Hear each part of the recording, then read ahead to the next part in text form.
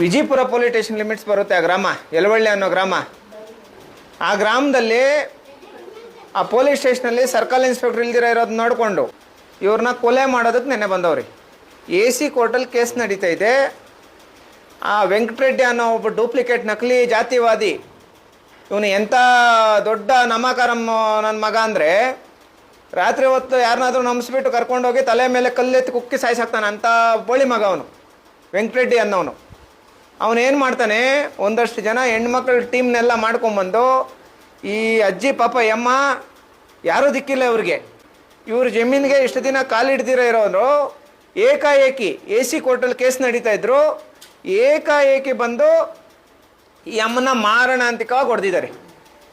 ಇಷ್ಟು ಹೊಡೆದಿದ್ದಾದ್ಮೇಲೆ, ಏಟುಗಳೆಲ್ಲ ತಿಂದಿದ್ದಾದ್ಮೇಲೆ ಇದು ಏನದು ಮುಳ್ಕು ತಂತಿಗಳ ಮೇಲೆ ಎಳ್ದಾಡಿ ಅದ್ರ ಮೇಲೆ ಕುಕ್ಕಿ ಅಮ್ಮನ ಸಾಯಿಸೋದಕ್ಕೆಲ್ಲ ಪ್ರಯತ್ನ ಪಟ್ಟು ಆ ವೆಂಕಟರೆಡ್ಡಿ ಅನ್ನೋ ವ್ಯಕ್ತಿ ಆ ಹೆಣ್ಮಕ್ಳನ್ನೆಲ್ಲ ಬಿಟ್ಟು ರೌಡಿಸಮ್ ಮಾಡಿಸಿ, ಇಷ್ಟೆಲ್ಲ ಆದ್ರೂ ವಿಜಯಪುರದಲ್ಲಿ ಇರೋಂಥ ಪೊಲೀಸ್ ಸ್ಟೇಷನಲ್ಲಿರೋಂಥ ಕೆಲವು ಪೊಲೀಸ್ನವರು ಇವ್ರಿಗೆ ಪ್ರೊಟೆಕ್ಷನ್ ಕೊಟ್ಟು ಇವ್ರಿಗೊಂದು ನ್ಯಾಯ ಕೊಡಿಸೋದನ್ನ ಬಿಟ್ಟು ಏನು ಮಾಡ್ತಾರಂದರೆ, ಅವನು ಯಾವನು ವೆಂಕಟರೆಡ್ಡಿ ಅನ್ನೋನಿದಾನೋ ಅವ್ರ ಮನೆಗೆ ಹೋಗ್ಬಿಟ್ಟು ನೀರು ಕುಡಿಯೋದು, ಕಾಫಿ ಕುಡಿಯೋಂಥ ಕೆಲಸ, ಅಲ್ಲೋಗಿ ಇದು ಮಾಡ್ಕೊಂಡು ಹೋಗೋವಂಥ ಕೆಲಸ ಮಾಡಿದ್ದಾರೆ. ಇದು ವಿಜಯಪುರ ಪೊಲೀಸ್ ಸ್ಟೇಷನಲ್ಲಿ ನಡೆದಿರೋಂಥ ಘಟನೆ. ಇಷ್ಟೆಲ್ಲ ವಿಚಾರಗಳಾಗಿ ಇಷ್ಟೆಲ್ಲ ಆಗಿ ನಾನು ಇಮಿಡಿಯೇಟಾಗಿ ಆಸೆ ಪೊಲೀಸ್ ಸ್ಟೇಷನ್ ಕಂಪ್ಲೇಂಟ್ ಕೊಡಬೇಡ್ರಿ, ಇಮಿಡಿಯೇಟಾಗಿ ಹಾಸ್ಪಿಟ್ಲಲ್ಲಿ ಅಡ್ಮಿಟ್ ಮಾಡಿಸಿ ಅಂತ ಹೇಳಿದೆ. ಆ ಅಮ್ಮಗೆ ಹಾರ್ಟ್ ಎಲ್ಲ ತುಂಬ ದೊಡ್ಡ ಮಟ್ಟದಲ್ಲಿ ಪ್ರಾಬ್ಲಮ್ ಆಗಿ ಜಯದೇವ್ ಹಾಸ್ಪಿಟ್ಲಲ್ಲೆಲ್ಲ ತೋರಿಸ್ಕೊಂಡ್ಬಂದು ಮತ್ತೆ ಈ ಅಮ್ಮ ನೋಡಿ ಇಲ್ಲಿದ್ದಾಳೆ, ಈ ಅಮ್ಮ ಅಲ್ಲಿ ನಡೆದಿರೋಂಥ ಘಟನೆಗೆಲ್ಲ ಸಂಬಂಧಪಟ್ಟಂಗೆ ಸ್ಟೇಟ್ಮೆಂಟ್ ಮಾಡಿಸಿ ಈಗ FIR ಆಗಿದೆ ಅಂತ ಹೇಳ್ಬಿಟ್ಟು ಹೇಳಿದ್ದಾರೆ. ಇಲ್ಲಿ ತನಕ ಅದಕ್ಕೆ ಸಂಬಂಧಪಟ್ಟಂಗೆ ಆರೋಪಿಗಳನ್ನ ಅರೆಸ್ಟ್ ಮಾಡಿಲ್ಲ. ಆ ಆರೋಪಿಗಳು ಇಲ್ಲಿಗೆಲ್ಲ ಕಾಂಪೌಂಡ್ ಹಾಕ್ಕೊಂಡು ರೌಡಿಗಳನ್ನ ಬಿಟ್ಟು ಕಾಂಪೌಂಡ್ ಹಾಕ್ಸಿ ಇಷ್ಟೆಲ್ಲ ಆದ್ರೂ ಆ ಯಳವಳ್ಳಿ ಅನ್ನೋ ಗ್ರಾಮದಲ್ಲಿರೋಂಥದ್ದು ಎರಡೇ ಮನೆ.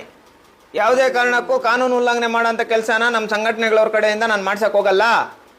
ಆದರೆ ಇವ್ರು ಎರಡೇ ಮನೆ ಇದ್ದಾರೆ ಅಂತ ಹೇಳ್ಬಿಟ್ಟು ಊರೆಲ್ಲ ಸೇರಿಕೊಂಡು ಇವ್ರ ಮೇಲೆ ದೌರ್ಜನ್ಯ ಮಾಡ್ತಾ ಇದ್ದಾಗ ನಮ್ಮ ಸಮುದಾಯದ ಜನ ಒಬ್ಬರು ಇವ್ರ ಪರವಾಗಿ ನಿಂತ್ಕೊಳ್ತಿರ ಇದ್ದೀರಲ್ಲ, ಇದು ನ್ಯಾಯನಾ?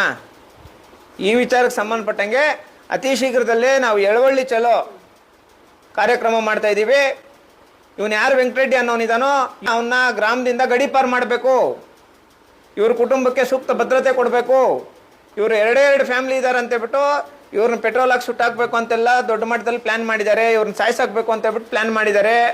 AC ಕೋರ್ಟಲ್ಲಿ ಕೇಸ್ ನಡೀತಾ ಇದೆ. ನಾವು ಅದಕ್ಕೆ ಸಂಬಂಧಪಟ್ಟಂಗೆ ಏನು ಆರ್ಡರ್ ಬರುತ್ತೆ ಅಂತ ಹೇಳ್ಬಿಟ್ಟು ಕಾಯ್ಕೊಂಡಿದ್ದೀವಿ. AC ಕೋರ್ಟಲ್ಲಿ ಕೇಸ್ ನಡೀತಾ ಇದ್ದಾಗ ಸರ್ವೆ ಮಾಡಿಸ್ದಿರ ಕಾಂಪೌಂಡ್ ಇವನು ಯಾವ ಥರ ಆಗ್ದ? ಸರ್ವೆ ಅಧಿಕಾರಿಗಳಿಲ್ಲ, RA ಇಲ್ಲ, VA ಇಲ್ಲ, ಪೊಲೀಸ್ ಪ್ರೊಟೆಕ್ಷನ್ಸ್ ಇಲ್ಲ, ಏನೂ ಇಲ್ದಿರ ಇವ್ರ ಜಮೀನಿಗೆ ಏಕಾಏಕಿ ನುಗ್ಗಿ ಕಾಂಪೌಂಡ್ ಹಾಕುವಂಥ ತಪ್ಪು.